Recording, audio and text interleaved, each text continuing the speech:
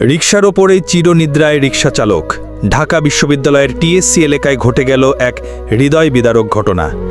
বিশ্ববিদ্যালয়ের প্রধান ফটকের পাশে যাত্রী ছাউনির কোণে সারাদিন চুপচাপ দাঁড়িয়েছিল একটি রিকশা।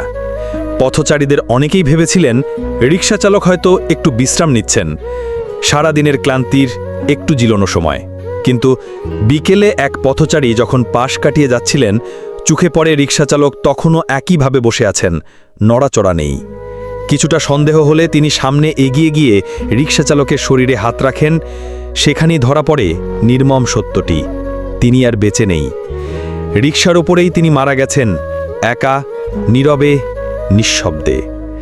প্রাথমিকভাবে ধারণা করা হচ্ছে হয়তো হঠাৎ স্ট্রোক করে মৃত্যুবরণ করেছেন। তার মৃত্যুতে ছিল না কোনো আর্তনাদ, ছিল না কোনো ডাক কিংবা কোলাহল, শুধু এক টুকরো নীরব বিদায়। ঘটনার খবর পেয়ে দ্রুত ঘটনাস্থলে পৌঁছায় ঢাকা বিশ্ববিদ্যালয়ের প্রক্টোরিয়াল টিম ও পুলিশ। তারা মরদেহের দায়িত্ব গ্রহণ করে। তবে মৃত্যুবরণকারী রিকশাচালকের এখনও কোনো পরিচয় জানা যায়নি।